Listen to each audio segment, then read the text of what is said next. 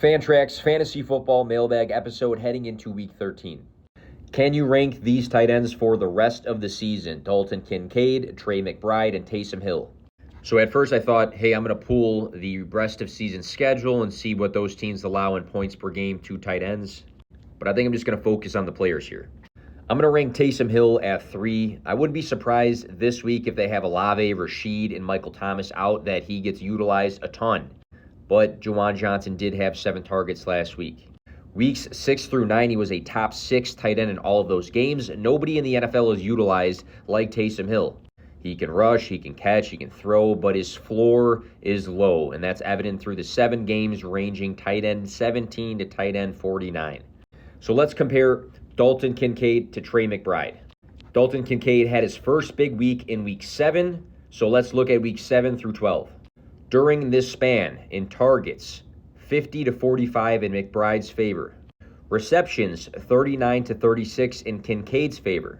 Receiving yards, 380 to 356 in McBride's favor. Touchdowns, 2 to 1 in Kincaid's favor. Fantasy points, 84.6 to 80 in Kincaid's favor. Dalton Kincaid has had games of 17.5, 16.1 during this span. McBride has had games of 25.5 and 21.1 during this span. I think Dalton Kincaid might be a little bit safer, but I'm going to go with Trey McBride over him rest of season. I think it's very evident that Trey McBride's upside when it comes to fantasy scoring is higher than Dalton Kincaid's. Also, one thing to think about is when it comes to Buffalo, I think it's clear that Stephon Diggs should be the number 1 target. And there's a lot of times where Kincaid is the number 2 target, but there's also some times where Gabe Davis is that guy. Looking at Arizona with Kyler Murray back, I think there's a case that Trey McBride is the number 1 target. And even in a given week, if he's not the number 1 target, I think it's clear that he should be the number 2 target. So when it comes to pecking orders on their team and who has the higher upside for fantasy scoring, I think it's Trey McBride, but I love both of these guys rest of season. Of the 3 rookie wide receivers, Flowers, Addison, and Jaden Reed, who's a better start rest of season in fantasy playoffs? I think I'm going to go with Zay Flowers. He caught 5 of his 8 targets for low yardage, but he scored a touchdown in Week 12. Then he rushed for a 37-yard touchdown and scored 23.2 fantasy points as the wide receiver 6 that week. This is significant, seeing 8 targets because it was game 1 without Mark Andrews. I love Jaden Reed. I really do. He's been great for Green Bay. Addison's been solid throughout this whole season, but when we look at importance to the offense and target share, I think it's going to be Zay Flowers. Need bench depth, Joshua Palmer or Noah Brown, and then Pirine or Algier. I think I'm going to go Palmer over Noah Brown. Weeks 3 through 7, Palmer was targeted 7+ times in all 4 of those games. We can pull the huge games that Noah Brown had, but I think there's just more guys in Houston that can have big games and make big plays. Tank Dell, Nico Collins, even Dalton Schultz. I think the Chargers are desperate for somebody outside of Keenan Allen to consume targets and produce. And I think once Palmer's back, he's going to go right back into that number 2 role. Pirine or Algier, if you need somebody touching the ball right now, it's probably Pirine. He's had 2 decent games in back-to-back weeks, scoring 13-ish fantasy points. He had a good day through the air. He had a good day on the ground. But when it comes to, hey, if the starter in these 2 backfields is out of the mix, who would you rather have? I think it's Tyler Algier for me, clearly. Let's go quick fire around here with a bunch of questions. What do you think are Eckler and King Henry's futures for 2024? I think both we see are regressing, but Tyjae Spears is a guy that Tennessee really likes. I think he is the future running back 1 of the Titans. And I think King Henry is going to continue to, knock over defenders and score touchdowns next year.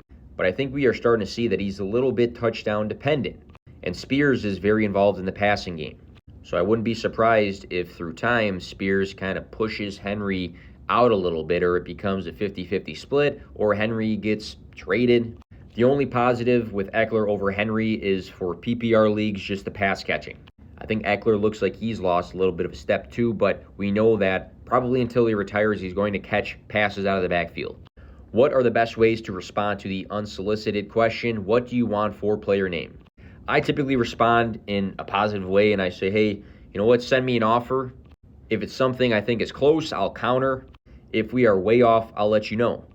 I try to put it in their court, but I do try to let them know, hey, I'm going to look at it and I'll work with you, but if you want this player, you have to actually do the initial footwork here.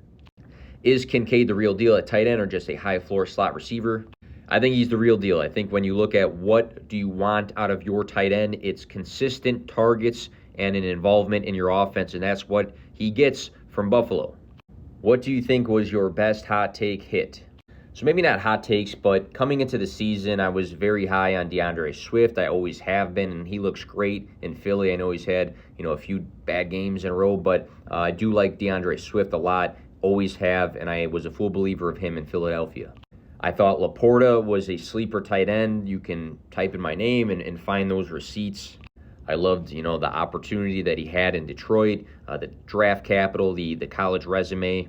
Jaden Reed was another rookie I felt was a sleeper that I try to get in all my rookie drafts. I faded guys like Tony Pollard. I faded guys like Sky Moore. Those were good takes.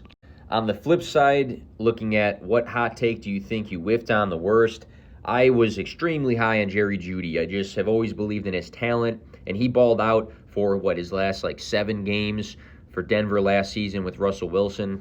That was a big whiff. Elijah Moore, same sort of boat. Believed in the talent, believed in the opportunity, and he just hasn't been it this year. It's always good to be able to reflect on both hits and misses, and you can find it on my page all the time. I talk about both hits and misses, and I think, accountability is great, and it is different from person to person, but I'll tell you when I miss. Appreciate all the questions this week. Be sure to follow the Fantrax page on all social networks.